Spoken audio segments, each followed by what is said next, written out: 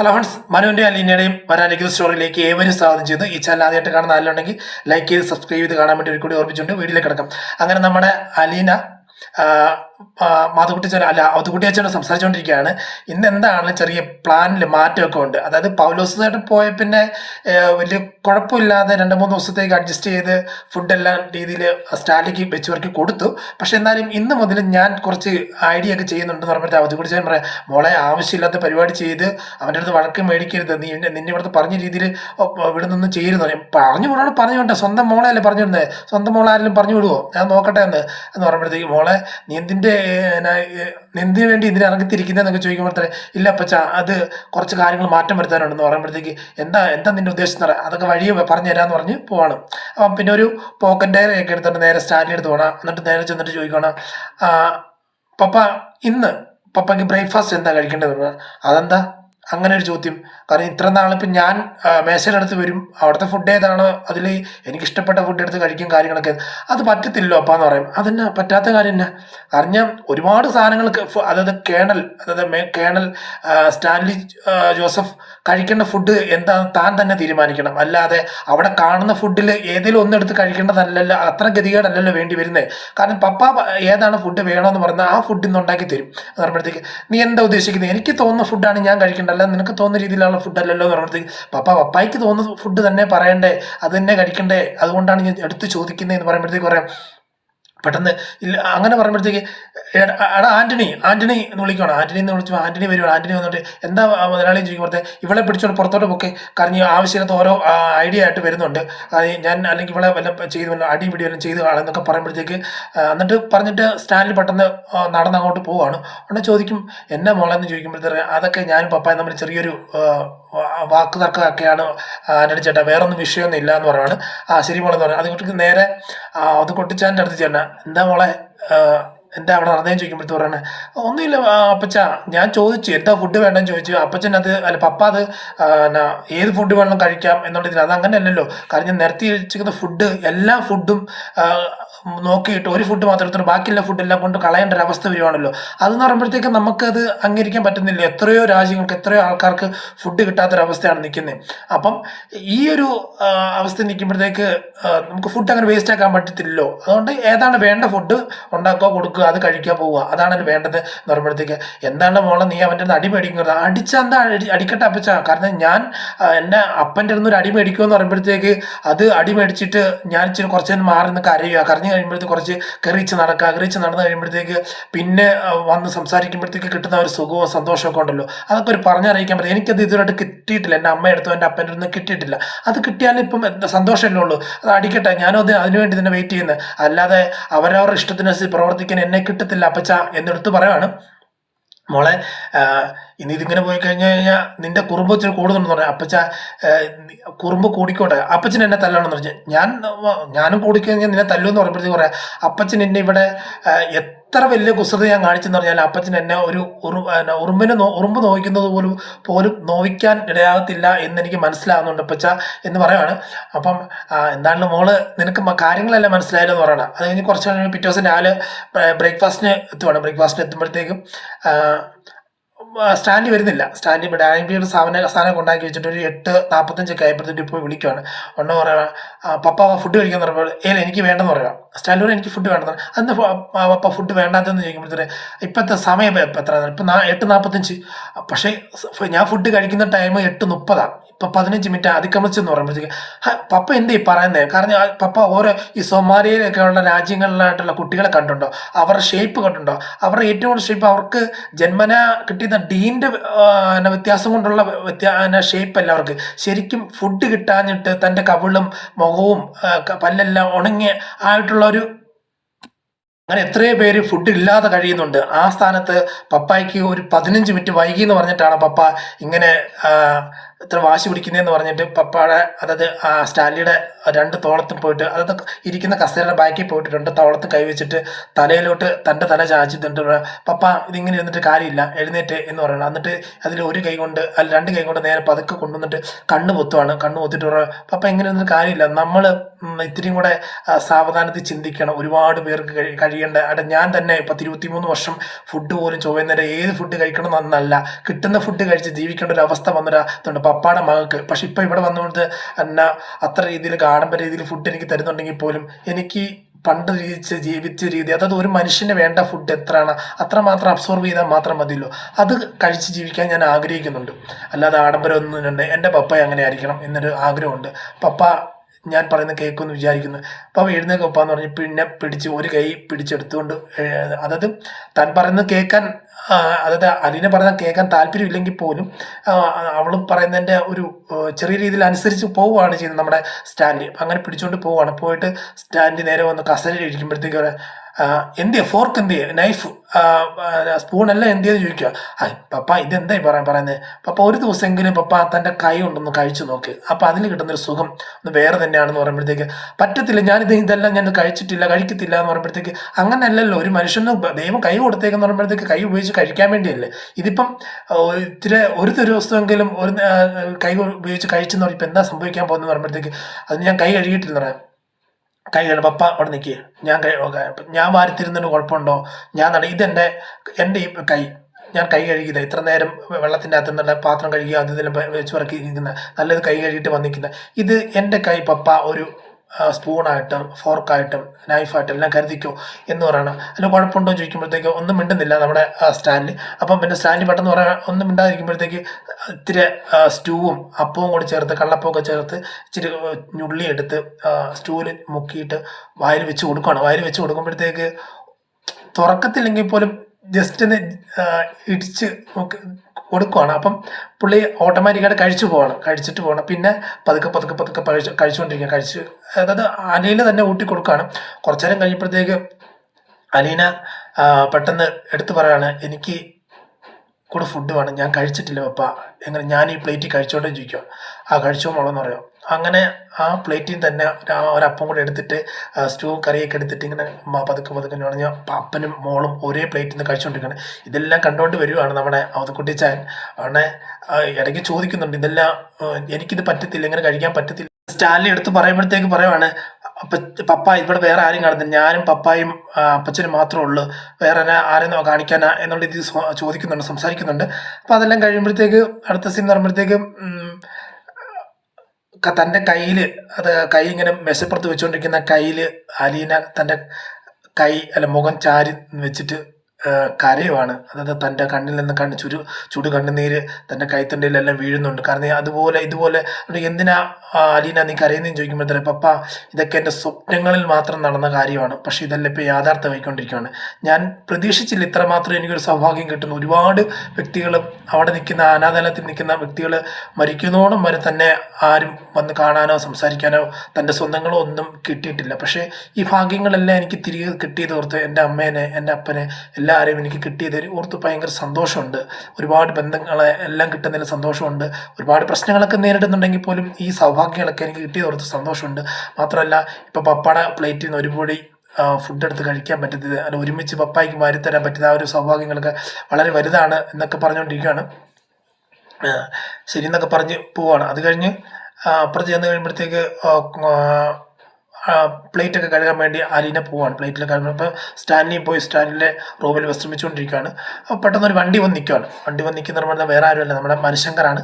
മനുശങ്കർ വന്ന് ഒരു ഓട്ടോയിൽ വന്ന് നിൽക്കുന്നുണ്ട്. അതുകൊണ്ട് ഗേറ്റിൻ്റെ അവിടെ വന്നപ്പോഴത്തേക്ക് മനുശങ്കറിനോട് പറയും, സാറേ ഇത് ഇവിടം വരെ പോകത്തുള്ളൂ എന്ന് പറയും. ഇതിന് ഇവിടം വരെ പോകത്തുള്ളൂ, അകത്തോട്ട് കയറി പോകണമെന്ന് പറയുമ്പോഴത്തേക്ക് സാറേ അവിടെ സിംഹവും കരടിയൊക്കെ തോറ്റു പോകുന്ന രീതിയിലുള്ള കുറേ പട്ടികളുണ്ട്, നമ്മൾ മനുഷ്യൻ കയറി കഴിഞ്ഞ് ജീവനോടെ വരത്തില്ല, അതുപോലെയാണ് സാധനങ്ങൾ എന്ന് പറയും. ആണോ? അങ്ങനെയാണ് ശരി എന്ന് പറഞ്ഞ് വണ്ടിക്കൂലി കൊടുത്തിട്ട് താൻ ഇറങ്ങി നേരെ ഗേറ്റ് കഴിഞ്ഞ് വരുവാണ്. അപ്പം സെക്യൂരിറ്റി കയറ്റി വിടുകയാണ്. അവിടെ കയറി വന്നു കഴിയുമ്പോഴത്തേക്ക് നേരെ ദൂരെ നോക്കുമ്പോഴത്തേക്കും അലീനെ കാണും, മനുവിനെ കാണുമ്പോൾ അതായത് പ്ലേറ്റ് കഴിക്കൊണ്ട് നല്ല സൗണ്ട് കേൾക്കുന്നതുകൊണ്ട് അലീനെ പോയി വിളിക്കുകയോ ചെയ്യുന്നത്. മനുവേട്ട എന്നുള്ള രീതിയിൽ വിളിക്കുന്നുണ്ട്. നേരെ സന്തോഷം കൊണ്ട് മനുവും കയറി ചെന്ന് കോറിഡോറൊക്കെ കഴിഞ്ഞ് ആ സിറ്റൗട്ടൊക്കെ പോയി ഇരിക്കുക. അവിടെ പോയി നിൽക്കുമ്പോഴത്തേക്ക് മനുവിനെ കണ്ട് മനുവേട്ട ബാ എന്നൊക്കെ വിളിച്ചുകൊണ്ടിരിക്കും. അപ്പം തന്നെ ഇറങ്ങി വരുവാണ് നമ്മൾ അതുക്കുട്ടിയാച്ചാൻ വന്നിട്ട് അതാരാന്നൊക്കെ ചോദിക്കുമ്പോൾ അത് ചോദിക്കുമ്പോഴത്തേക്കും പറയുന്നുണ്ട്, അപ്പച്ച ഇന്ന ആളാണ് ഇന്നെന്നൊക്കെ പറയുമ്പോഴത്തേക്ക്, അതുപോലെ മനുവിൻ്റെ അടുത്ത് പറയണ അതുകൊണ്ട് ചോദിച്ചാൽ അപ്പച്ചൻ ഇതാ ഇന്ന ആളാണ്, അതായത് സ്റ്റാൻലിയുടെ അപ്പനാണ് എന്നൊക്കെ പറഞ്ഞു. അപ്പം എൻ്റെ പപ്പയുടെ പാപ്പാണ്, എൻ്റെ വല്യപ്പനാണ് എന്നൊക്കെ പറഞ്ഞ് അങ്ങോട്ടും ഇങ്ങോട്ടും പരിചയപ്പെടുത്തി. എന്നിട്ട് ചേട്ടൻ ഇവിടെ നിൽക്കി അലീന അകത്ത് ചായ എടുക്കാൻ പോകണം. ആ ചായ എടുക്കാൻ പോകുന്ന സമയത്ത് അതുകുട്ടി അച്ചായൻ വിശദമായിട്ട് ചോദിക്കുന്നുണ്ട് മനുവിൻ്റെ അടുത്ത്, എന്താ ജോലി, എന്താ എവിടെയാ ജോലി, എന്താ പഠിച്ചത്, പിന്നെ അതുപോലെ വീട്ടിൽ ആരൊക്കെ ഉണ്ട് എന്നുള്ള കാര്യങ്ങളെല്ലാം ചോദിച്ചറിയുവാണ്. അതുകുട്ടി അച്ചായൻ ചോദിച്ചറിഞ്ഞുകൊണ്ടിരുന്ന ആ സമയത്ത് തന്നെ നമ്മുടെ അലീന വരുന്നുണ്ട്. അലീന വന്ന് ചായ കുടിച്ചുകൊണ്ടിരിക്കുമ്പോൾ തന്നെ അതുകുട്ടി അച്ചായൻ പോയി. പിന്നെ ചോദിക്കുന്നുണ്ട്, എങ്ങനെയുണ്ട് അലീന, ഇവിടുത്തെ ജീവിതമൊക്കെ എങ്ങനെയുണ്ട്? അടിപൊളി ഞാൻ തന്നെ അവിടുത്തെ വലിയ കാര്യങ്ങൾ, ഞാൻ തന്നെ ഇവിടുത്തെ ഓണർ, അതായത് എന്താ അങ്ങനെയൊക്കെ പറയാൻ കാര്യം എന്താ പറയുക, ഇവിടുത്തെ പപ്പ എങ്ങനെയുണ്ട് ചോദിച്ചു. ഇവിടുത്തെ അവിടുത്തെ പപ്പന്മാർ എങ്ങനെയുണ്ട്, അച്ഛന്മാർ എങ്ങനെയുണ്ട് ചോദിക്കുമ്പോൾ അങ്ങനെ കമ്പയർ ചെയ്യാൻ പറ്റത്തില്ല. അവിടുത്തെ അച്ഛൻ എന്ന് പറയുമ്പോഴത്തേക്ക് നമ്മുടെ മക്കളുടെ ആട്ടെ വേറെ ആരുടെ ആട്ടെ ഒരു സങ്കടം എന്താണെന്ന് ചോദിച്ചറിഞ്ഞ് മനസ്സിലാക്കി അതിനനുസരിച്ച് പ്രവർത്തിക്കുന്ന ഒരു വ്യക്തിയാണ്. പക്ഷേ ഇവിടെ എന്ന് പറയുമ്പോഴത്തേക്ക് ഇവിടുത്തെ അപ്പൻ എന്ന് പറയുമ്പോഴത്തേക്ക് സ്നേഹമുള്ളൊരു സിംഹം എന്ന് പറയാം. അതായത് സ്നേഹമുണ്ട്, പക്ഷേ മനസ്സിൽ ഉള്ളിൽ മാത്രം വെച്ചിട്ടുള്ളൂ. നമ്മളത് പിടിച്ച് വാങ്ങി അത് കൈക്കലാക്കി അത് അനുഭവിക്കാന്നല്ലാതെ നമുക്കത് മനസ്സറിഞ്ഞോ അല്ലെങ്കിൽ ആ വ്യക്തിയുടെ സാഹചര്യത്തിനനുസരിച്ച് പെരുമാറുന്ന ഒരു വ്യക്തിയല്ല ഇവിടുത്തെ പപ്പ എന്ന് പറയുന്നുണ്ട്. ആണോ? അങ്ങനെയാണെങ്കിൽ കുഴപ്പമില്ല. എന്നാലും പക്ഷേ എങ്ങനെയുണ്ട്, അപ്പം നീ എങ്ങനെ ഇത് കയറി പറ്റുന്നത്? പപ്പയുടെ നാട്ടൊരു അത് കേണൽ രീതിയിലുള്ള ഒരു വലിയൊരു ചുറ്റുമതിൽ, അല്ലെങ്കിൽ പറഞ്ഞ ഒരു തുരങ്കമല്ല, വലിയ മതിൽ തന്നെ പണിതിട്ടുണ്ട്. ആ മതിലിൻ്റെ അകത്ത് ഉള്ളിൽ പുള്ളിക്ക് ആരൊക്കെ വേണം ആരൊക്കെ വേണ്ട എന്നുള്ളൊരു ചിട്ടവട്ടങ്ങളുണ്ട്. അതിൻ്റെ അകത്ത് ഒരു ജീവിതമാണ് പുള്ളി നയിച്ചുകൊണ്ടിരിക്കുന്നത്. അപ്പം നീ എങ്ങനെ കയറി പറ്റി? ഞാൻ വന്ന അന്ന് തന്നെ ഒരു തുരങ്കം പോലെ ചെറിയൊരു ഹോളൊക്കെ ഇട്ട് അതിൻ്റെ അകത്ത് കയറി, പിന്നെ അങ്ങനെ നിന്ന് പോകുന്നു. അല്ലാതെ പിന്നെ ചെയ്യാൻ ഓരോ ദിവസം കൂടുമ്പോഴത്തേക്ക് ഇവിടുത്തെ ചെറിയ ചെറിയ മാറ്റങ്ങളെല്ലാം വരുത്തിക്കൊണ്ടിരിക്കുക മനുവേട്ടാന്ന് പറയുമ്പോഴത്തേക്ക്. ആണോ, ശരിയെന്ന് പറഞ്ഞ് ചായ കൂടി കഴിഞ്ഞപ്പോഴത്തേക്ക് നമുക്ക് പരിചയപ്പെടുത്താമെന്ന് പറഞ്ഞ് നേരെ പപ്പാന് പോകണം. പപ്പാട് ചെല്ലുമ്പോഴത്തേക്ക് നേരെ നമ്മുടെ സ്റ്റാൻഡിൽ നിൽക്കുന്നിടത്ത് ചുറ്റിനും ഒരു 4-5 പട്ടികൾ ചുറ്റിനും നിൽപ്പുണ്ട്. അപ്പം തന്നെ കാണുമ്പോൾ തന്നെ അതെല്ലാം ചാടി എഴുന്നേൽക്കുന്നുണ്ട്. ഒന്ന് മുരൾച്ചയോടെ എഴുന്നേൽക്കുമ്പോഴത്തേക്ക് അലീന തൻ്റെ കൈ കൊണ്ട് കാണിക്കുന്നുണ്ട്, എനിക്ക് എൻ്റെ വേണ്ടപ്പെട്ട ആളാണ്, ആവശ്യമില്ലാത്തൊന്നും ചെയ്യരുതെന്നുള്ളൊരു ആംഗ്യം കാണിക്കുന്നുണ്ട്. അപ്പം ഫോൺ ചെയ്തുകൊണ്ടിരിക്കുന്ന സ്റ്റാൻലി പെട്ടെന്ന് ഫോൺ ചെയ്ത് കഴിഞ്ഞാൽ റിസീവർ താഴെ വെക്കുവാണ്. റിസീവർ താഴെ വെച്ചിട്ട് പെട്ടെന്ന് ഇങ്ങോട്ട് വന്നിട്ട് പറഞ്ഞു, പപ്പ ഇതാണ് മനുവേട്ടൻ, ഇന്ന വീട്ടിൽ ഇന്ന ആളാണ് എന്നൊക്കെ പറഞ്ഞ് പരിചയപ്പെടുത്തുമ്പോഴത്തേക്ക് കൈ കൊടുക്കുകയാണ്. കൈ കൊടുത്ത് രണ്ടുപേരും ഷെയ്ക്കാൻഡ് എടുത്തപ്പോഴത്തേക്ക് രണ്ടുപേരും എന്നിട്ട് ഇരിക്കുകയാണ്. ഇരുന്ന് കഴിയുമ്പോഴത്തേക്ക് നമ്മുടെ മനു ചോദിക്കുന്നുണ്ട് ഇന്ന പോലെ, എന്നോട് വിശേഷങ്ങളൊക്കെ കൂടുതൽ പറയാനൊന്നുമില്ല. പിന്നെ നിങ്ങൾ കണ്ടെത്തി കൊണ്ടുവന്നൊരു പെണ്ണാണ് അലീന, എൻ്റെ മോളാണ്, ശരിയാണ്. പക്ഷേ നിങ്ങളുടെ പാലാക്കാരുടെ എല്ലാ വിധത്തിലുള്ള റെസ്പോൺസിബിലിറ്റിയും ഒബ്ലിഗേഷൻസ് എല്ലാം കഴിഞ്ഞിരിക്കുന്നു, ഇനി ബാക്കിയുള്ള കാര്യങ്ങളെല്ലാം ഞാൻ നോക്കിക്കോളാം എന്നുള്ള രീതി പറഞ്ഞ് വിടുവാണ്. ശരിയെന്ന് പറഞ്ഞിട്ട് പപ്പാനെ ആ പുള്ളിയുടെ സംസാരിച്ചിട്ട് പുറത്തിറങ്ങി വരുവാണ്. പുറത്തിറങ്ങി വന്നപ്പോഴത്തേക്കും നമ്മുടെ അലീന ചോദിക്കുന്നുണ്ട്, എന്തുകൊണ്ടാണ് അലീന ഇന്ന പോലെ നിന്റെ പപ്പ എങ്ങനെ പറഞ്ഞത്? പപ്പ മനുവേട്ട അത് വിട്ട് പറഞ്ഞ പപ്പ അങ്ങനെ പറഞ്ഞെങ്കിൽ പോലും നമ്മളത് അനുസരിക്കേണ്ട ആൾക്കാരാണോ? കാരണം പപ്പ ഓരോരുത്തർക്കും ഓരോ തീരുമാനമുണ്ട്. മനുവേട്ടൊരു തീരുമാനമുണ്ട്, എനിക്കൊരു തീരുമാനം എന്ന് പറഞ്ഞ് ഞാൻ എടുക്കുന്ന തീരുമാനം മനുവേട്ടനെ കൊണ്ട് നടത്തിപ്പിക്കണം എന്ന് പറഞ്ഞു കഴിഞ്ഞാൽ നടപ്പിലുള്ള കേസല്ലല്ലോ. ഇപ്പം എനിക്ക് എൻ്റെതായിട്ടുള്ള പേഴ്സണൽ ആയിട്ടൊരു കാര്യത്തിനോട് ഞാനൊരു തീരുമാനം എടുക്കണം, കുഴപ്പമില്ല. പക്ഷേ ഇന്ന ആൾ ഇന്ന പോലെ ജീവിക്കണമെന്ന് പറയുന്നതാണെങ്കിൽ അത് ശരിയല്ല, ഒരിക്കലും ശരിയല്ല. അതുകൊണ്ട് പപ്പ പറഞ്ഞ കാര്യമൊന്നും കണക്കിലെടുക്കണം, അതൊക്കെ വിട്ടേക്കെന്ന് പറയാം. അതുകൊണ്ട് അപ്പം ഈ പറഞ്ഞല്ല നിന്റെ പപ്പായ്ക്ക് വേറെ ഭാര്യയും മക്കളൊന്നും ഇല്ല ചോദിക്കുന്നത്. അതുകൊണ്ട് അവരെല്ലാം കഴിഞ്ഞ ഇവിടെ വന്നു, ഒരു പട തന്നെ വന്ന് ഇളകി വന്നിട്ട് എന്നെ അടിച്ചിറക്കാൻ വന്നെന്ന് പപ്പായ്ക്ക് ഭയങ്കര കാര്യമായിട്ട് അന്ന് ഈ പട്ടികളും പിന്നെ പപ്പാടെ ഗാംഭീര്യമായിട്ടുള്ള ജീവിത രീതിയും എല്ലാം കണ്ടിട്ട് അവർ ഞെട്ടി വരച്ച അവിടെ നിന്ന് പോയ അന്ന് 10-20 പേരുടെ മുമ്പേ വെച്ച് പപ്പ എടുത്തു പറയുന്നുണ്ടെന്ന് ഇവളെൻ്റെ മോളാണ് എന്ന് പറയുമ്പോഴത്തേക്ക് എനിക്ക് പപ്പയോട് ചേർന്ന് നിൽക്കാൻ തോന്നി. അത്രമാത്രം സ്നേഹത്തോടെ, അതായത് നമ്മളത്ര ചേർത്ത് നിർത്തുന്നുണ്ട് എൻ്റെ പപ്പ എന്ന് പറയുന്നത്. ആണോ, അത് വലിയ കാര്യമാണല്ലോ എന്ന് പറയുമ്പോഴത്തേക്ക് അതാ മനുവേട്ട, ഇനിയിപ്പോൾ ഒന്നും നോക്കാനൊന്നുമില്ല, പപ്പയുടെ കൂടെ നിൽക്കുക എന്നുള്ളത് മാത്രമേ ഉള്ളൂ. പപ്പായ്ക്ക് ഉള്ളിൻ്റെ ഉള്ളിൽ സ്നേഹമുണ്ട്, നമ്മൾ പുറത്ത് ഇല്ലെങ്കിൽ പോലും ഉള്ളിൻ്റെ ഉള്ളിൽ സ്നേഹമുണ്ട്. ആ സ്നേഹം അറിഞ്ഞും കണ്ട് നോക്കിയും കണ്ട് നിൽക്കുക എന്നുള്ളതേ ഉള്ളൂ, അതിൽ കൂടുതലല്ലാതെ ഒന്നുമില്ല മനുവേട്ട എന്ന് പറയുന്നുണ്ട്. ശരിയെന്ന് പറഞ്ഞിട്ട് അടുത്ത് കാണിക്കുന്ന പറഞ്ഞാൽ അലീന വേണ്ടാന്ന് പറഞ്ഞ് പല പ്രാവശ്യം തടുത്തെങ്കിൽ പോലും അലീനയുടെ വാക്ക് കേൾക്കാതെ ഈ കറിക്ക് കരിഞ്ഞ് അടുക്കളയിൽ ഉച്ചയ്ക്ക് ഊണിന് വേണ്ടിയുള്ള കാര്യങ്ങളെല്ലാം സെറ്റാക്കി കൊടുത്തുകൊണ്ടിരിക്കുകയാണ് നമ്മുടെ മനു. അതെല്ലാം കഴിച്ചു അങ്ങനെ ഫുഡിൻ്റെ കാര്യങ്ങളെല്ലാം അറേഞ്ച് ചെയ്തുകൊണ്ടിരിക്കുമ്പോഴത്തെ ഇവിടെ എങ്ങനെ കയറി പറ്റും മനു അലീന നീ എങ്ങനെ എങ്ങനെ കയറി പറ്റുന്നു? ഓ അത് പറയേണ്ട മനുവേട്ടാ, ഒരുപാട് പ്രശ്നങ്ങൾ ഉണ്ടാക്കി. കാരണം ഇവിടെ കള്ളത്തരങ്ങളുടെ ഒരു കൂമ്പാരം തന്നെയാണ്. ഇവിടെ ഒരു പൗലോസ് എന്നൊരു ചേട്ടൻ ഇപ്പോൾ ഉണ്ട്. പിന്നെ കഥകളെല്ലാം വിവരിക്കണം, പൗലോസ് വന്നതും പൗലോസ് ചെയ്തുകൊണ്ടിരുന്നതും കള്ളത്തരവും തട്ടിപ്പും വെട്ടിപ്പും എല്ലാം പറഞ്ഞ് ക്യാഷ് അടിച്ച് മാറ്റലും അതെല്ലാം പറഞ്ഞ് വിശദീകരിച്ചു. ഇത് കൊള്ളാം, ഇതിപ്പോൾ വർഷങ്ങളായിട്ട് നിന്റെ പപ്പയുടെ കാശ് ആൾക്കാർ ഊറ്റിക്കൊണ്ടിരിക്കുകയാണല്ലോ ചോദിക്കുക. അതെ ഞാൻ വന്നപ്പോഴാ ഇതൊക്കെ ശരിയായെന്നൊക്കെ പറഞ്ഞു. അത് ഞാൻ ഫുഡൊക്കെ കഴിഞ്ഞു ഇങ്ങനെ ഇരിക്കുമ്പോഴത്തേക്കും പറയുന്നുണ്ട്, മനുവേട്ടൻ നമുക്കന്ന് തോട്ടം കാണാൻ പോകുന്ന പറയും. തോട്ടം കാണാൻ പോകുന്ന പറയുമ്പോഴത്തേക്ക് ആണോ, ആ ശരി ആയിക്കോട്ടെ തോട്ടം കാണാൻ പോകാം. അങ്ങനെ തോട്ടം കാണാൻ ഇറങ്ങുമ്പോഴത്തേക്ക് അത് കുട്ടിയച്ചാനും വരുന്നുണ്ട്, തോട്ടം കാണാൻ ഞാനും വരുന്നുണ്ടെന്നുള്ളൊരു മനോഭാവത്തിൽ നിൽക്കുമ്പോഴത്തേക്ക് ഓക്കെ കുഴപ്പമില്ല പോകാമെന്ന് പറഞ്ഞാൽ എല്ലാം കയറിപ്പോൾ കാറിൽ സഞ്ചരിച്ച് ഇങ്ങനെ പൊയ്ക്കൊണ്ടിരിക്കുകയാണ് തോട്ടത്തിലേക്ക്. അപ്പം മനു ചോദിക്കുന്നുണ്ട്, നീ നിൻ്റെ കൂട്ടുകാരുണ്ടല്ലോ രേവതി വിളിക്കാറും പറയാറൊക്കെ ഉണ്ടെന്ന് ചോദിക്കും. ഇടയ്ക്ക് വിളിക്കും മനുവേട്ടാ, ഞങ്ങൾ സംസാരിക്കാറൊക്കെ ഉണ്ട്. ഇപ്പം അവളെ ഭയങ്കര രീതിയിൽ കൊണ്ട് നടക്കുമല്ലേ, അതായത് എന്നൊക്കെ പറഞ്ഞുകൊണ്ടിരിക്കുമ്പോൾ നമ്മുടെ ഗേസി ആൻറ്റിയും മാമച്ചൻ അങ്കിൾ എല്ലാവരും അവളെ ഭയങ്കര രീതിയിൽ കൊണ്ട് നടക്കുമല്ലേ എന്ന് ചോദിക്കണം. ശരിയല്ലേ, എൻ്റെ കൂട്ടുകാർ കഴിഞ്ഞ ദിവസം എറണാകുളത്ത് വെച്ച് അവളെ കിട്ടാൻ അവളെ ഒന്ന് കല്യാണം കഴിച്ചാൽ കൊള്ളാമെന്ന് ആലോചിക്കുന്നുണ്ടെന്ന് പറയും. അതങ്ങനെ മനുവേട്ടൻ അറിയാം? മനുവേട്ടൻ ഇങ്ങനെ അതായത് അലീന നീയും രോഹിത്തും കൂടി ചേർന്ന് എറണാകുളത്ത് പോയപ്പോഴത്തേക്ക് അവരുടെ വീട്ടിൽ കയറി ഇന്ന് ഇടപെട്ടപ്പോൾ നിങ്ങൾ കുറേ ഫോട്ടോസൊക്കെ എടുത്തില്ലേ? അപ്പോൾ ആ ഫോട്ടോസൊക്കെ എൻ്റെ കയ്യിലും കിടപ്പുണ്ട്. അപ്പോൾ ആ ഫോട്ടോസ് ഞാൻ എറണാകുളത്ത് പോയപ്പോഴത്തേക്ക് എൻ്റെ ഫ്രണ്ട്സിനെയൊക്കെ കാണിച്ചപ്പോൾ അവർ ഓക്കെ പറഞ്ഞതാണ്. അവർ കല്യാണം കഴിച്ചോളാം എന്നൊക്കെ പറയുന്നുണ്ടെന്ന് പറയുമ്പോഴത്തേക്ക് ഇനിയിപ്പോൾ മനുവേട്ട എങ്ങനെയാ സംഭവം എന്ന് അറിയത്തില്ല. അവൾ ഒരുപാട് രീതിയിൽ അവളെ നല്ല രീതിയിലൊക്കെ നല്ല രീതിയിൽ കൊണ്ടു നടക്കുന്നത്. അവളിപ്പം ബേപ്പൂരും ആഗ്രയെന്നൊക്കെ ഫോൺ വിളിച്ചിട്ട് അവിടെ ഇവിടെയൊക്കെയാണ് അവരുടെ ഇഷ്ടങ്ങൾക്കനുസരിച്ച് ഈ കൊച്ചിനെ കൊണ്ട് നിർത്തുവാണ്. അപ്പം ഇനിയിപ്പം അവളെ ആരെ കൊണ്ട് കല്യാണം കഴിപ്പിക്കുന്നു നമുക്കറിയത്തില്ല മനുവേട്ടാന്നൊക്കെ പറയുമ്പോഴത്തേക്ക് എന്തായാലും സമയമുണ്ടല്ലോ, 2 വർഷം കൂടെ നോക്കാം. 2 വർഷം കൂടെ നോക്കിയിട്ട് നമുക്ക് ആരെങ്കിലും വെച്ച് നല്ല രീതിയിലുള്ള ആളെ കൊണ്ട് കെട്ടിക്കാന്നൊക്കെ പറയുകയാണ്. എന്നിട്ട് നേരെ കൊണ്ട് കാണിക്കുന്ന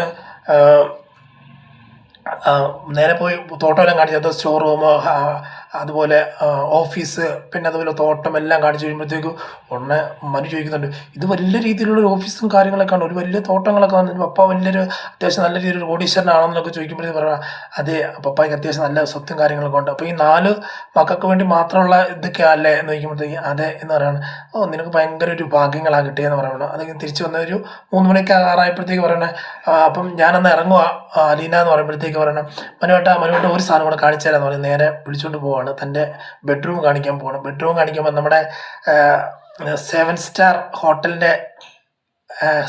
ഹെറിറ്റേജ് ഹോട്ടലിൻ്റെ ഒരു സ്യൂട്ട് റൂം പോലെ ഇരിക്കും തൻ്റെ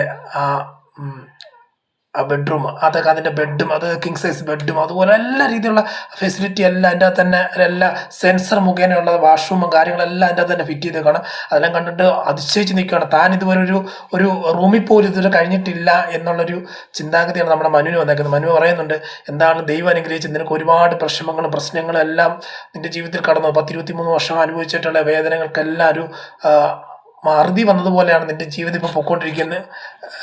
എല്ലാ രീതിയിൽ എന്ന് പറഞ്ഞു കഴിഞ്ഞാൽ നിനക്ക് അനുഭവിച്ചിട്ടുള്ള, കാരണം ഇന്ന് വരെ ഒരു അത് നല്ലൊരു കുടുംബത്തിൽ കഴിയുന്ന ഒരു പെങ്കൊച്ചിന് പോലും ഇതുവരെ ഒരു സൗഭാഗ്യം കിട്ടില്ല. ആ ഭാഗ്യം വരെ നിനക്ക് കിട്ടിയിട്ടുണ്ടല്ലോ, അതുകൊണ്ട് യാതൊരു രീതിയിൽ വിഷമിക്കേണ്ട, ഇനി അങ്ങോട്ട് നല്ല രീതിയിൽ പൊക്കോളും എന്നുള്ള രീതിയിൽ പറയുകയാണ്. ഇപ്പോൾ ഒരു കാര്യം മനസ്സിലായി, നിന്നെ അവിടുത്തെ നമ്മുടെ കടപ്പാട്ടൂർ പോലെ അല്ല, ഇവിടെ നല്ല രീതിയിൽ നിന്നെ ട്രീറ്റ് ചെയ്യുന്നുണ്ടെന്ന് എനിക്ക് മനസ്സിലായി. നിൻ്റെ അച്ഛൻ നിന്നെ നോക്കുന്നുണ്ട്, നിൻ്റെ പപ്പ നിന്നെ നോക്കുന്നുണ്ട് എനിക്ക് മനസ്സിലായെന്നൊക്കെ പറയുകയാണ്. അങ്ങനെ പറഞ്ഞു കഴിയുമ്പോഴത്തേക്ക് എന്നിട്ട് മനു ഇങ്ങനെ ഒരു കൈ കൊണ്ട് ചേർത്ത് ഇങ്ങനെ പിടിച്ച് അവളെ നെഞ്ചോട് ചേർത്ത് വെക്കുകയാണ് അലീനെ അങ്ങനെ ചേർത്ത് വെച്ചിട്ട് തൻ്റെ നെറ്റിയിലും കണ്ണിലൊക്കെ മനു ചുംബിക്കുകയാണ്. ചുംബിച്ചു കഴിയുമ്പോഴത്തേക്ക് അതായത് കുറച്ചു നേരം നോക്കുമ്പോഴത്തേക്കും അങ്ങനെ ചേർത്ത് പിടിച്ച മനുവിൻ്റെ നെഞ്ചിൽ ചേർന്ന് ചാരിക്കിടന്ന് കരയുവാണ് നമ്മുടെ അലീന.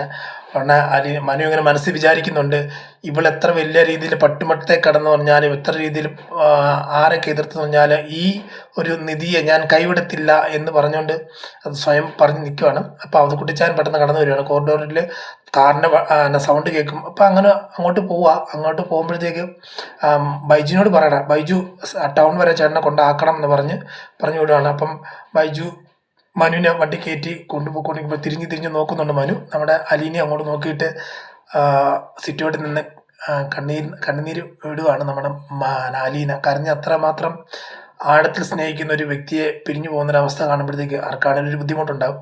അത് ഇതെല്ലാം കോർത്തിണക്കിയ ഒരു അടിപൊളി വിശേഷമാണ് നമ്മൾ ഈ വരുന്ന ദിവസങ്ങളിൽ കാണാൻ പറ്റുന്നത്.